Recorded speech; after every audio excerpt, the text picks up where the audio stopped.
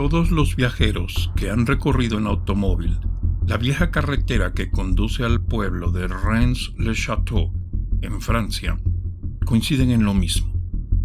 La Torre Magdala, famosa en la región por el enigma que le rodea, tiene un aspecto desconcertante en medio de los difusos perfiles del pueblo a sus pies. Se trata de una construcción inexplicable, de aspecto neogótico, que se asoma al vacío del valle de Aude y Sols, en pleno paisaje del Languedoc, a unas 2 horas por carretera del Pirineo catalán. Por supuesto, la mayoría de los viajeros que se aventuran a la ruta lo hacen por el mismo motivo, y la vista de la enorme torre no es sino uno de los tantos enigmas en la mítica travesía cuyos misterios han llevado a viajeros de todo el mundo a recorrerla durante casi 2 siglos. Eso a pesar que Rennes-le-Château es un lugar aislado, azotado por vientos helados y tan empobrecido que resulta difícil imaginar su antigua grandeza. Con todo su aire tétrico y levemente inquietante, el pueblo de Rennes-le-Château parece simbolizar un tipo de enigma que aún cautiva la imaginación popular. No solo tiene el dudoso honor de ser el centro de un misterio inexplicable, sino que además su iglesia es una de las pocas en el mundo que conserva entre sus paredes la efigie de un demonio, Asmodeo.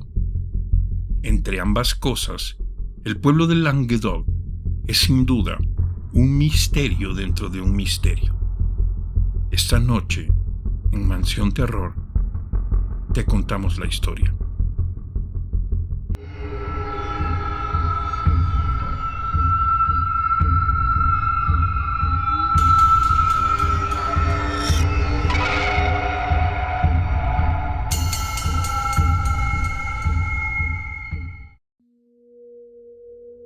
Por supuesto, no se trata de algo casual.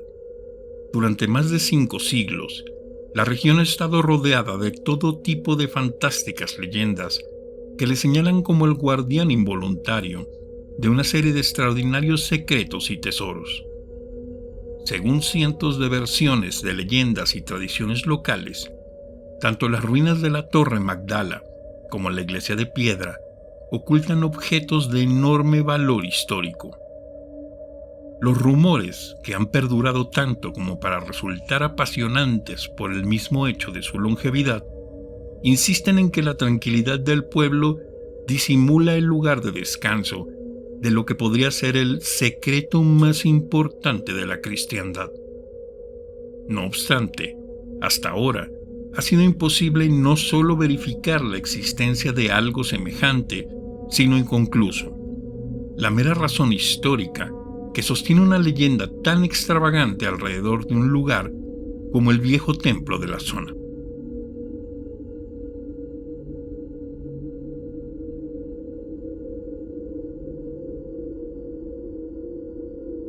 Con toda probabilidad, el enigma que rodea a Rennes-le-Château tiene su origen en la época romana. Se dice que luego que los soldados bajo el mando del emperador Tito, al destruir el templo de Jerusalén en el año 70 de nuestra era, encontraron un tesoro de incalculable valor bajo el suelo sagrado, al parecer enterrado en la tierra por el mismísimo rey Salomón, y que no era otra cosa que el Arca de la Alianza y las tablas de la ley de Moisés.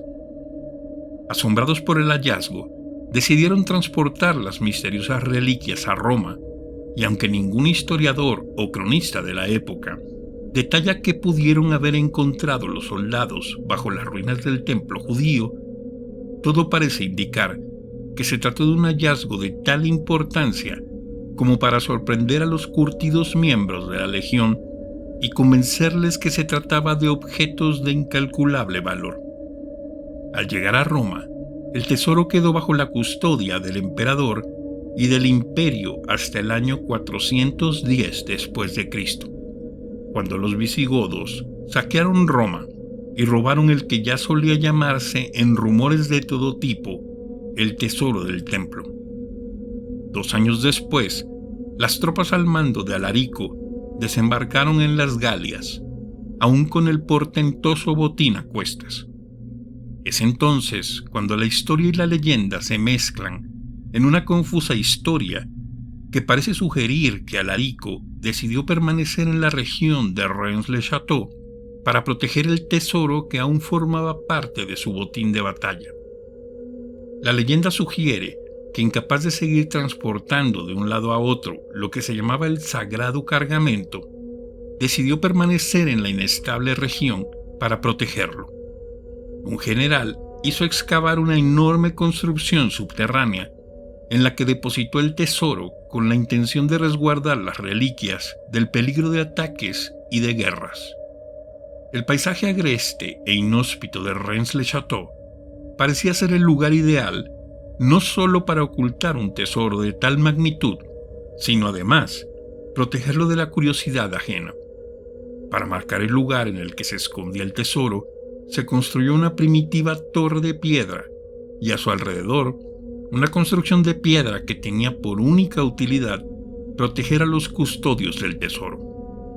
Tras la llegada de las tropas visigodas a Rennes, transcurrieron casi 2 siglos de paz relativa en que la supuesta existencia de un tesoro enterrado bajo la tierra se volvió parte de las habladurías populares.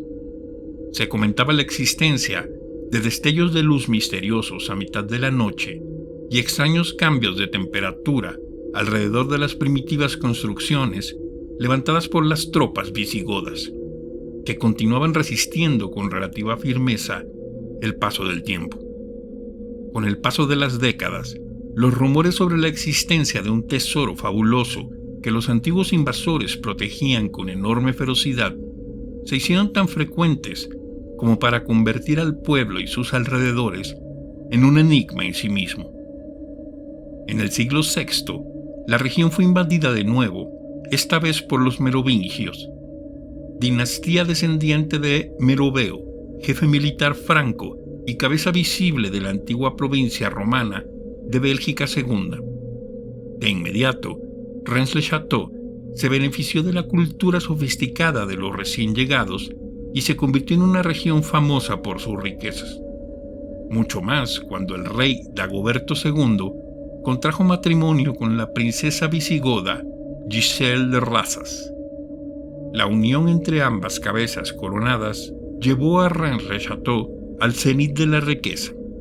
Los rumores sobre un tesoro fabuloso escondido en las colinas del pueblo y sobre todo bajo la antiquísima torre de Magdala se hicieron más insistentes. Aunque nadie pudo jamás encontrarlo, ni mucho menos indicar el lugar en el que podría estar escondida una reliquia tan fabulosa como extravagante.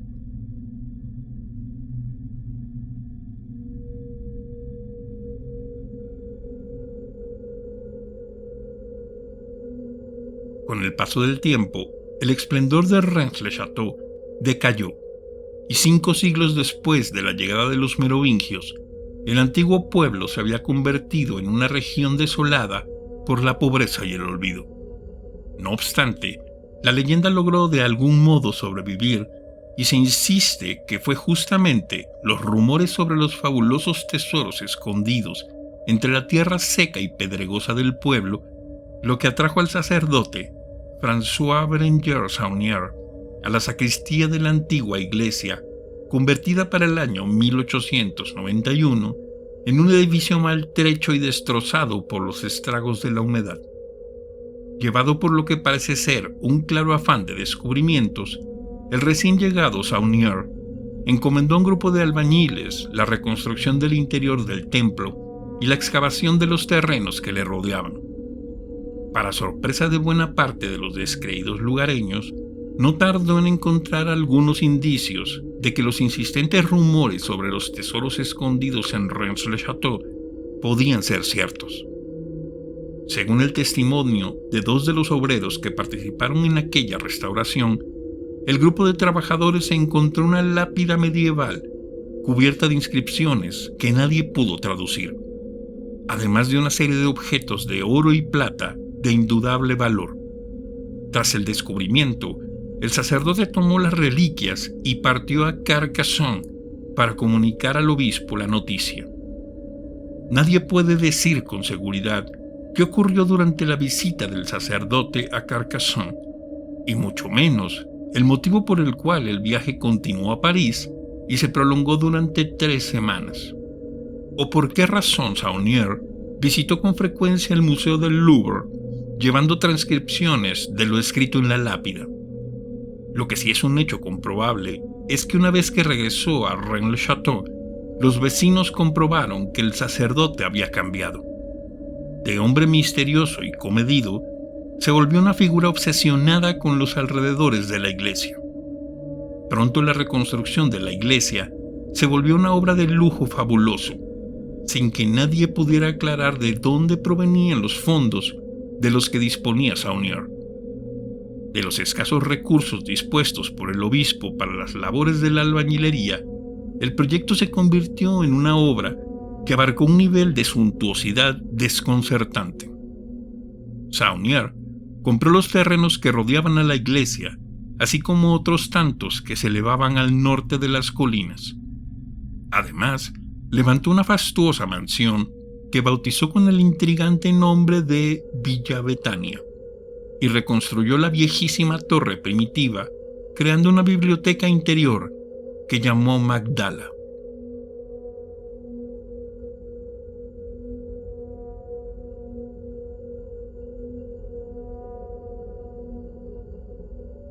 Para Saunier, las reformas al viejo templo del pueblo se convirtieron en una obsesión a la que dedicó buena parte de su vida, hasta convertir el edificio en una extravagante iglesia plagada de símbolos atípicos y con cierto aire pagano. No obstante, lo más sorprendente no fue solo su insistencia por dotar a la iglesia de un aire decididamente inquietante, sino además añadir a la entrada del templo lo que es quizás el objeto más inexplicable de los muchos que llenan el lugar: la efigie de un demonio de cuerpo retorcido y enormes ojos vigilantes que sostiene la pila bautismal. Y así fue el objeto más visible en la abigarrada fachada, hasta que un ataque vandálico lo destruyó de manera parcial. Y aunque no hay un solo documento que indique el motivo por el cual Saunier incluyó en su mayor proyecto una obra semejante, la leyenda a su alrededor indica que el sacerdote tenía una intención muy clara al hacerlo. En más de una ocasión, se ha señalado que la escultura representa al demonio Asmodeo, que según el Talmud, construyó bajo las órdenes del rey Salomón el antiguo templo de Jerusalén. Una inquietante insinuación de un enigma escondido bajo la nada hospitalaria inscripción que Saunier puso en latín: Terribilis est locus iste. Este lugar es terrible. ¿Qué encontró Saunier en los alrededores de Rennes-le-Château? ¿Tropezó acaso con el fabuloso tesoro traído a la región por los visigodos, o, como sugiere alguna otra versión, con algo incluso más siniestro? Lo más probable es que jamás sea posible comprobar si la leyenda alrededor de la región es cierta o no, como tampoco la naturaleza del tesoro que convirtió a un sacerdote de provincias en un extraño mecenas enigmático. Como si se tratara de un curioso círculo de secretos y verdades medio reveladas, la presencia del demonio a las puertas de la vieja iglesia parece sugerir que aún el mayor de sus misterios continúa siendo tan real e inexplicable como hace siglos atrás. Si te ha gustado el video, no olvides suscribirte, darle like y compartirlo. Y recuerda que nos veremos en la siguiente historia.